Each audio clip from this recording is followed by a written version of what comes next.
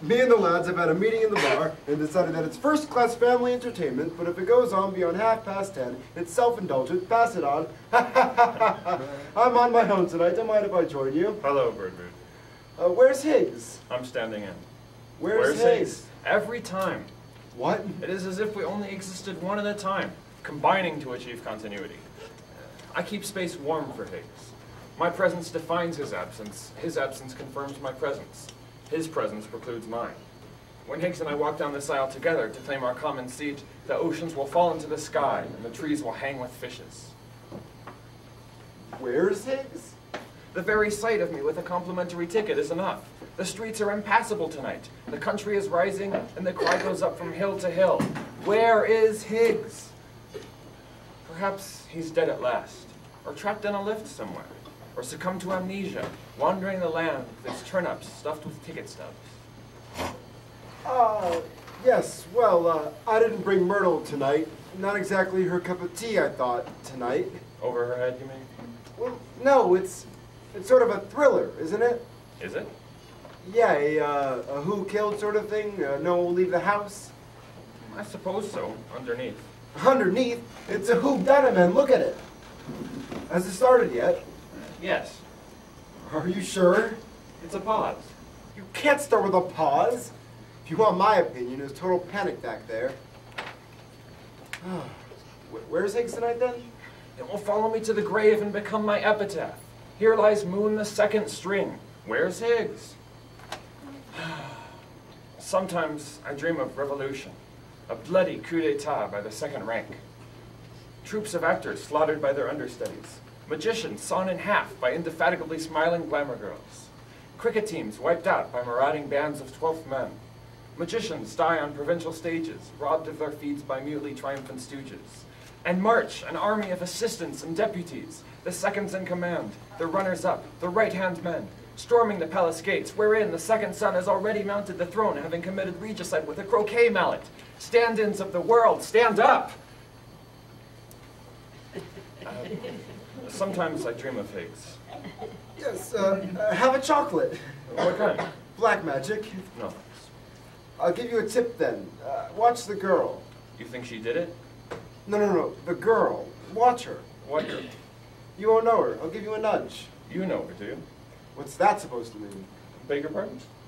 I'm trying to give you a tip. Tip you a nudge as good as a wink. What's the matter with you, boy? You could do well yourself spotting her first time out. She's new, from the provinces, going straight to the top. I don't want to put words in your mouth, but a word from us and we could make her. I suppose you've made dozens of them like that. I'll have you know that I'm a good family man committed to my homely but good-natured wife, and if you're suggesting a man of my scrupulous morality falsely besmirched... Is that her? Don't be absurd. Wouldn't be seen dead with the old... Mrs. Drudge the Help.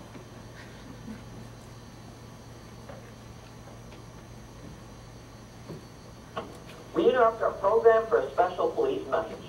The search goes on for the escaped madman who is on the run in Essex. Essex? County Police, led by Inspector Hound, received a report that the man has been seen in the desolate marshes around Muldoon Manor. The man is wearing a light suit with a lightish shirt. He is tall, slim, and young. Anyone seeing a man answering to this description and acting suspiciously is advised to phone the nearest police station. That is the end of the police message. Here? So that's what they say about me, is it? What? Oh, I know what goes on behind my back. Sniggers, slanders, pulling corner window. I take no notice of it. The sly envy of scandalmongers. Incidentally, Water for duck's back, I assure you. who was that lady I saw you with last night? How dare you! How dare you! How dare you come here with your slimy insinuations? My wife, Myrtle, fully understands that a man of my critical standing must work to keep all fight with the latest in the world of the paint and the motley. I'm sorry. If you're suggesting No. that a man of my scrupulous morality...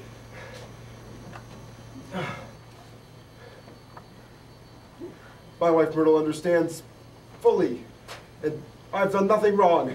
If my God... Can I have a chocolate? Yes, my dear fellow, yes. Have a chocolate. Yes, good show. No point in... Yes, what kind would you like? Strawberry, coffee cream, Turkish Delight? I'll have Montelamar. Sorry.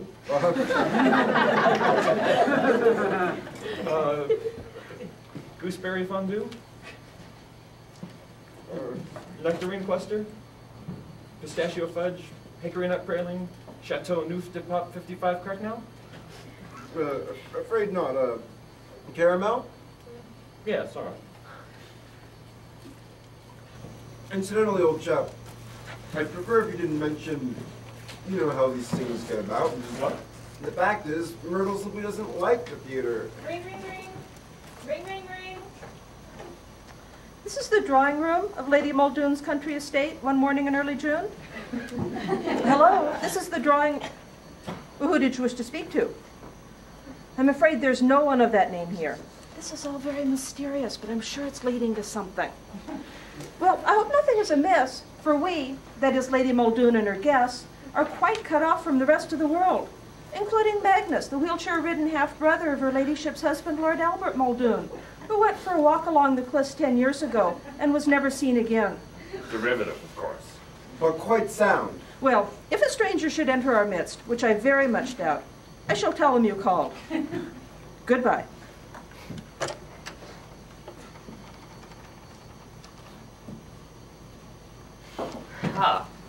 Hello there.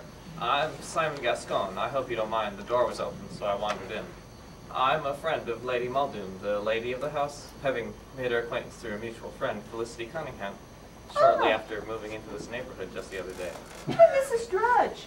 I don't live in, but I pop around on my bicycle when the weather allows and help in the running of this charming but isolated Muldoon Manor. Judging by the time, you did well to get here before rising waters quite cut us off from the rest of the world. Yes, I came up over the cliffs and followed one of the old smugglers past the treacherous swamps that surround this strangely inaccessible house. Yes, visitors have often commented on the topographical quirks in the local strata, whereby there are no roads leading away from Muldoon Manor, though there are ways of getting here when the weather allows. Yes, well, I must say it's a lovely day so far. Yes.